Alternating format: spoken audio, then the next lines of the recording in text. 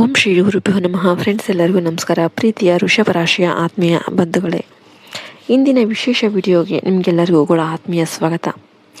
June ತಿಂಗಳದ ಮಂಗಳವಾರ ಗ್ರಹಗತಿಗಳ ಪ್ರಕಾರ ನಿಮ್ಮ ಜೀವನದಲ್ಲಿ ಕೆಲವು ಅದ್ಭುತ ಮತ್ತು ಪ್ರಮುಖ ವಿದ್ಯಮಾನಗಳು ಸಂಭವಿಸುವ ಸೂಚನೆಗಳು ಜ್ಯೋತಿಷ್ಯ ಶಾಸ್ತ್ರದಲ್ಲಿ ಸ್ಪಷ್ಟವಾಗಿ ಕಾಣಿಸ್ತವೆ. ವಿಶೇಷವಾಗಿ ನಿಮ್ಮ ಕೌಟುಂಬಿಕ ಸುಖ, ಆರ್ಥಿಕ ಸ್ಥಿರತೆ ಹಾಗೂ ಇಬ್ಬರು ಪ್ರಮುಖ ವ್ಯಕ್ತಿಗಳ ಭೇಟಿಯಿಂದ ನಿಮ್ಮ ಜೀವನದಲ್ಲಿ ಕೆಲವು ಮಹತ್ವದ ಬದಲಾವಣೆಗಳು ನಡೆಯುತ್ತೆ. ನೀವು ಕಳೆದ ಕೆಲವು ಅವಧಿಯಿಂದ ಕಾಯುತ್ತಿದ್ದ ಆಸ್ತಿ ಖರೀದಿ, ಸುಖ ವಿಲಾಸಿ ವಸ್ತುಗಳ ಸಂಗ್ರಹ ಅಥವಾ ಹೊಸ ಉದ್ಯೋಗದ ಉತ್ತಮ ಅವಕಾಶಗಳು ಈಗ ನಿಮ್ಮ ಕೈ ಸೇರುತ್ತೆ. ಈ ಬದಲಾವಣೆಗಳು ಸಂಪೂರ್ಣವಾಗಿ ಒಳ್ಳೆಯದೇ ಅಥವಾ ಕೆಟ್ಟದ್ದೇ ಎಂಬುದು ಪರಿಸ್ಥಿತಿಗಳನ್ನು ನೀವು ಹೇಗೆ ನಿಮ್ಮ ತಾಳ್ಮೆಯಿಂದ ಸ್ವೀಕಾರ ಮಾಡ್ತೀರಿ ಮತ್ತು ಹೇಗೆ ನಿರ್ಧಾರ ತೆಗೆದುಕೊಳ್ತೀರಿ ಎನ್ನುವುದರ ಮೇಲೆ ನಿರ್ಧಾರವಾಗಿರುತ್ತೆ. ಇನ್ನು ಈ ಅವಧಿಯಲ್ಲಿ ನಿಮ್ಮ ಕುಟುಂಬಕ್ಕೆ ಸಂಬಂಧಿಸಿದ ಹಿರಿಯ ಮಹಿಳೆಯರು, ಜೀವನ ಸಂಗಾತಿ ಅಥವಾ ನಿಮಗೆ ತುಂಬ ಆತ್ಮೀಯರಾದ ಆಪ್ತರ ಮೂಲಕ ಕೆಲವು ಪ್ರಮುಖ ಘಟನೆಗಳು ನಡೆಯುತ್ತೆ. ನಿಮ್ಮ ಜೀವನದಲ್ಲಿ ಒಂದು ಪ್ರಮುಖವಾದ ಹೊಸ ಉದ್ಯಮದ ಆರಂಭ ಅಥವಾ ಹೊಸ ಹಣಕಾಸಿನ ಹೂಡಿಕೆಯ ನಿರ್ಧಾರ ತೆಗೆದುಕೊಳ್ಳುವ ಪರಿಸ್ಥಿತಿ ಕೂಡ ಬರಬಹುದು. ತುಂಬ ದಿನಗಳಿಂದ ನಿಂತು ಹೋಗಿದ್ದ ನಿಮ್ಮ ಪ್ರಮುಖ ಕಲಾತ್ಮಕ, ಅಲಂಕಾರಿಕ ಅಥವಾ ಆಭರಣಗಳಿಗೆ ಸಂಬಂಧಿಸಿದ ಕೆಲಸವೊಂದು ಮತ್ತೆ ಆರಂಭವಾಗೋದಕ್ಕೆ ಒಬ್ಬ ಪ್ರಮುಖ ವ್ಯಕ್ತಿನೇ ಕಾರಣ ಆಗ್ತಾರೆ ಮತ್ತು ಅವರ ಆಲೋಚನೆ ಹಾಗೂ ಸಲಹೆಗಳು ನಿಮಗೆ ಆರ್ಥಿಕವಾಗಿ ಮತ್ತು ವೃತ್ತಿಪರವಾಗಿ ದೊಡ್ಡ ಮಟ್ಟದ ಸಹಾಯವನ್ನು ಮಾಡಲಿವೆ. ಉದ್ಯೋಗ, ವ್ಯವಹಾರ ಅಥವಾ ನಿಮ್ಮ ಸಾಮಾಜಿಕ ಸಂಪರ್ಕಗಳಿಗೆ ಸಂಬಂಧಿಸಿದ ಕ್ಷೇತ್ರದಲ್ಲಿ ಈ ವ್ಯಕ್ತಿಯ ಮೂಲಕ ಹೊಸ ಅವಕಾಶ, ಹೊಸ ಪರಿಚಯ ಅಥವಾ ಹೊಸ ಉಪಯುಕ್ತ ಮಾಹಿತಿ ನಿಮ್ಮ ಮುಂದೆ ಬರುತ್ತೆ. ಪ್ರಭಾವಿ ವ್ಯಕ್ತಿಗಳ ಮೂಲಕ ಉದ್ಯೋಗ ಅವಕಾಶಗಳು ಅಥವಾ ವ್ಯಾಪಾರ ಲಾಭಗಳು ಅಥವಾ ಆರ್ಥಿಕವಾಗಿ ಉಪಯುಕ್ತವಾಗುವ ವಿಷಯಗಳನ್ನು ತಿಳಿಯುವ ಅವಕಾಶ ಕೂಡ ಬರುತ್ತೆ. ಸ್ಥಗಿತಗೊಂಡಿರುವ ಕೆಲಸಗಳು ಮುಗಿಯುವ ಸಾಧ್ಯತೆಯ ಜೊತೆಗೆ ಕುಟುಂಬದ ವಿಷಯಗಳಲ್ಲಿ ಪ್ರಮುಖ ನಿರ್ಧಾರಗಳನ್ನು ತೆಗೆದುಕೊಳ್ಳೋದಕ್ಕೆ ಇದು ಸೂಕ್ತ ಸಮಯ ಆಗಿರುತ್ತೆ. ದೂರದ ವ್ಯಕ್ತಿಗಳೊಂದಿಗೆ ಮತ್ತೆ ಸಂಬಂಧಗಳು ಸುಧಾರಣೆಗೊಳ್ಳೋದು ಮತ್ತು ಆರ್ಥಿಕ ಬದಲಾವಣೆಗಳ ಹೊಸ ಯೋಜನೆಗಳಿಗೆ ನೀವು ಶ್ರೀಕಾರವನ್ನು ಹಾಕಲಿದ್ದೀರಿ. ಆದರೆ ಒಂದು ಮುಖ್ಯವಾದ ಎಚ್ಚರಿಕೆ ಏನಪ್ಪ ಅಂದರೆ, ಎಲ್ಲರ ಮಾತುಗಳನ್ನು ತಕ್ಷಣ ನಂಬೋದಕ್ಕೆ ಹೋಗಬೇಡಿ. ವಿಶೇಷವಾಗಿ ಅತಿಯಾದ ಹಠ ಸ್ವಭಾವದಿಂದ ಅಥವಾ ಬೇರೆಯವರ ಮೇಲಿನ ಅಸೂಯೆಯಿಂದ ಯಾವುದೇ ನಿರ್ಧಾರಗಳನ್ನು ತೆಗೆದುಕೊಳ್ಬೇಡಿ. ಯಾರಿಂದಾದರೂ ಬರುವ ಮಾಹಿತಿ ಅಥವಾ ಸಲಹೆಗಳನ್ನು ಶಾಂತವಾಗಿ ಯೋಚನೆ ಮಾಡಿ ನಿರ್ಧಾರ ತೆಗೆದುಕೊಳ್ಳೋದು ತುಂಬಾ ಒಳ್ಳೆಯದು. ವೃಷಭ ರಾಶಿಯ ಬಗ್ಗೆ ಸಂಪೂರ್ಣವಾಗಿ ತಿಳಿದುಕೊಳ್ಳೋದಕ್ಕೆ ಈ ಮಾಹಿತಿಯನ್ನು ಎಲ್ಲಿಯೂ ಬಿಡದೆ ಕೊನೆವರೆಗೂ ಸ್ಕಿಪ್ ಮಾಡದೆ ನೋಡಿ. ವೃಷಭ ರಾಶಿ ಚಕ್ರದ 2ನೇ ರಾಶಿ. ಈ ರಾಶಿಗೆ ಅಧಿಪತಿ ಶುಕ್ರಾಚಾರ್ಯ, ಅಂದರೆ ಸುಖ, ಸಂಪತ್ತು ಮತ್ತು ಕಲೆಯ ಕಾರಕ ಗ್ರಹ ಆಗಿದ್ದಾರೆ. ಸ್ಥಿರವಾದ ನಿರ್ಧಾರ, ಕಠಿಣ ಪರಿಶ್ರಮ, ಸೌಂದರ್ಯ ಪ್ರಜ್ಞೆ ಮತ್ತು ನಂಬಿಕಸ್ಥ ಸ್ವಭಾವ ಈ ವೃಷಭ ರಾಶಿಯವರ ಮುಖ್ಯ ಲಕ್ಷಣವಾಗಿರುತ್ತೆ. ಕೃತಿಕ ನಕ್ಷತ್ರದ 2, 3 ಮತ್ತು 4ನೇ ಪಾದಗಳು, ರೋಹಿಣಿ ನಕ್ಷತ್ರದ 4 ಪಾದಗಳು ಮತ್ತು ಮೃಗಶಿರ ನಕ್ಷತ್ರದ 1 ಮತ್ತು 2ನೇ ಪಾದದಲ್ಲಿ ಜನಿಸಿದವರು ವೃಷಭ ರಾಶಿಗೆ ಒಳಪಡ್ತಾರೆ. ಈ ದಿನ ನಿಮಗೆ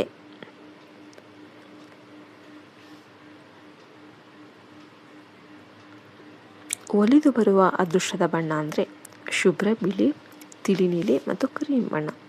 ಈ ಬಣ್ಣದ ವಸ್ತುಗಳನ್ನು ಧರಿಸೋದ್ರಿಂದ ಅಥವಾ ಈ ಬಣ್ಣಗಳನ್ನು ಬಳಸೋದ್ರಿಂದ ನಿಮ್ಮಲ್ಲಿ ನಕಾರಾತ್ಮಕ ಶಕ್ತಿ ಕಡಿಮೆಯಾಗಿ ಉತ್ಸಾಹ ಮತ್ತು ಆತ್ಮವಿಶ್ವಾಸ ಹೆಚ್ಚಾಗುತ್ತೆ. ಈ ದಿನದ ನಿಮ್ಮ ಅದೃಷ್ಟದ ಸಂಖ್ಯೆಗಳು 6 ಮತ್ತು 5 ಆಗಿದೆ.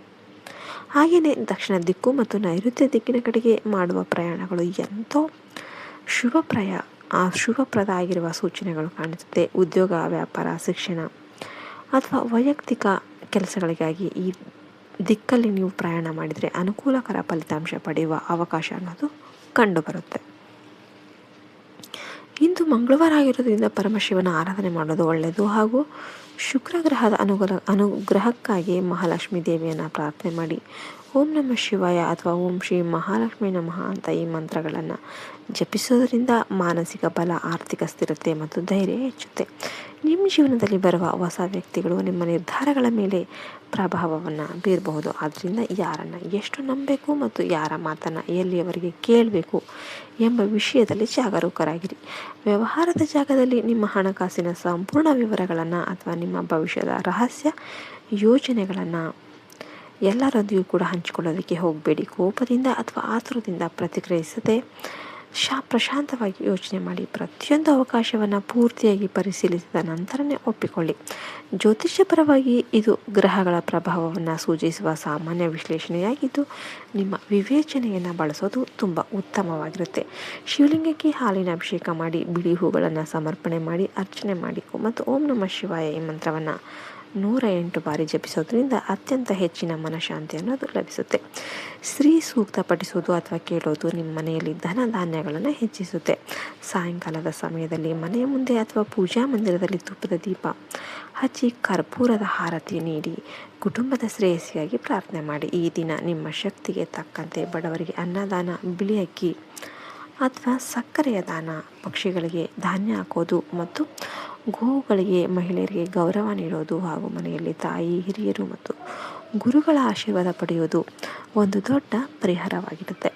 ಆರ್ಥಿಕ ಪ್ರಗತಿಗಾಗಿ ಪೂಜಾ ಸಮಯದಲ್ಲಿ ಸ್ವಲ್ಪ ಅಕ್ಷತೆಯನ್ನು ಇಟ್ಟು ಲಕ್ಷ್ಮೀ ದೇವಿಯನ್ನು ಸ್ಮರಿಸಿ ಹಾಗೂ ಅನಾವಶ್ಯಕ ಖರ್ಚುಗಳನ್ನು, ವಿಶೇಷವಾಗಿ ಐಷಾರಾಮಿ ವಸ್ತುಗಳ ಮೇಲಿನ ವೆಚ್ಚವನ್ನು ಕಡಿಮೆ ಮಾಡಿ. ಈ ದಿನಗಳಲ್ಲಿ ನಿಮಗೆ ಸೌಮ್ಯತೆ, ನಿರ್ಧಾರಗಳಲ್ಲಿ ಸ್ಥಿರತೆ ಮತ್ತು ಕೆಲಸಗಳಲ್ಲಿ ಕ್ರಮ, ಶಿಕ್ಷಣ ಪಾಲಿಸೋದು ಅತ್ಯಂತ ಉಪಕಾರಿಯಾಗಿರುತ್ತೆ. ಗ್ರಹ ಸ್ಥಿತಿಗಳ ಪ್ರಭಾವದಿಂದ ಕೆಲವು ರಂಗದವರಿಗೆ ಅದ್ಭುತ ಅವಕಾಶಗಳನ್ನೋದು ಇದ್ದರೆ, ಇನ್ನು ಕೆಲವು ರಂಗದವರು ಎಚ್ಚರಿಕೆಯಿಂದ ಇರಬೇಕಾಗುತ್ತೆ. ಅನುಕೂಲಕರವಾಗಿರುವ ರಂಗಗಳು ಯಾವ್ಯಾವು ಅಂದರೆ ಕಲೆ, ಸಿನಿಮಾ, ಫ್ಯಾಷನ್ ಡಿಸೈನಿಂಗ್, ಆಭರಣಗಳ ವ್ಯಾಪಾರ, ಹೋಟೆಲ್ ಮತ್ತು ರೆಸ್ಟೋರೆಂಟ್ ವ್ಯವಹಾರ, ಸುಗಂಧ ದ್ರವ್ಯ, ಬಟ್ಟೆ ವ್ಯಾಪಾರ ಮತ್ತು ಕಾಸ್ಮೆಟಿಕ್ಸ್ ರಂಗದಲ್ಲಿರೋರಿಗೆ ಅತ್ಯಂತ ಅನುಕೂಲಕರವಾದ ಸಮಯ ಆಗಿರುತ್ತೆ. ಇನ್ನು ಬಾಕಿ ಇರುವ ಕೆಲಸಗಳ ಪೂರ್ಣ ಅನ್ನೋದು ಆಗುತ್ತೆ. ಇನ್ನು ಉದ್ಯೋಗ ಕ್ಷೇತ್ರದಲ್ಲಿ ಬ್ಯಾಂಕಿಂಗ್, ಫೈನಾನ್ಸ್, ಮೀಡಿಯಾ ಮತ್ತು ಆಡಳಿತ ವಿಭಾಗದಲ್ಲಿ ಕೆಲಸ ಮಾಡೋರಿಗೆ ಪ್ರಗತಿ ಅನ್ನೋದು ಕಂಡುಬರುತ್ತೆ. ವಿದ್ಯಾರ್ಥಿಗಳಿಗೆ ಕಲಾತ್ಮಕ ಮತ್ತು ಉನ್ನತ ಶಿಕ್ಷಣಕ್ಕೆ ಅತ್ಯಂತ ಉತ್ತಮ ಅಂತಂದರೆ ಏಕಾಗ್ರತೆ ಅನ್ನೋದು ಲಭ್ಯವಾಗುತ್ತೆ.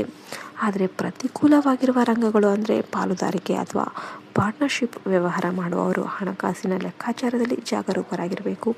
ಇಲ್ಲದಿದ್ದರೆ ಅಪಾರ್ಥಗಳನ್ನು ಎದುರಿಸಬಹುದು. ರಿಯಲ್ ಎಸ್ಟೇಟ್ ಕ್ಷೇತ್ರದಲ್ಲಿ ಭೂಮಿ ಅಥವಾ ಆಸ್ತಿ ಖರೀದಿ ಒಪ್ಪಂದಗಳನ್ನು ಮಾಡಬೇಕಾದ್ರೆ ದಾಖಲೆಗಳನ್ನು ಎಚ್ಚರಿಕೆಯಿಂದ ಪರಿಶೀಲನೆ ಮಾಡಬೇಕು. ಸಣ್ಣ ಆತಂಕಗಳು ಎದುರಾಗಬಹುದು. ಸ್ಟಾಕ್ ಮಾರ್ಕೆಟ್ ಮತ್ತು ಫಲಿತಾಂಶಗಳನ್ನು ಶಾರ್ಟ್ ಟರ್ಮ್ ಹೂಡಿಕೆಯೋದಕ್ಕೆ ಮಾಡೋದಕ್ಕಿಂತ ಮುಂಚೆ ನೀವು ನಿರೀಕ್ಷಿತ ಫಲಿತಾಂಶಗಳನ್ನು ನೀಡೋದಕ್ಕೆ ಸಾಧ್ಯ ಆಗೋದಿಲ್ಲ. ಎಲ್ಲದಕ್ಕೂ ಕೂಡ ಹುಷಾರಾಗಿದ್ದು ನೀವು ಮುನ್ನಡಿಬೇಕಾಗುತ್ತೆ. ನಿಜವಾಗ್ಲೂ ನಿಮಗೆಲ್ಲ ವಿಡಿಯೋ ಇಷ್ಟ ಆಯ್ತು ಅಂದರೆ ದಯವಿಟ್ಟು ಲೈಕ್ ಮಾಡಿ, ಶೇರ್ ಮಾಡಿ, ಕಮೆಂಟ್ ಮಾಡಿ. ಓಂ ನಮಃ ಶಿವಾಯ ಅಂತ ಕಮೆಂಟ್ ಮಾಡೋದನ್ನ ಮರಿಬೇಡಿ. ಜೈ ಹಿಂದ್, ಜೈ ಭಾರತ್, ಮತ್ತು ಹರಿ ಓಂ ತತ್ಸತ್. ಸರ್ವೇ ಜನೋ ಸುಖಿನೋ ಭವಂತು.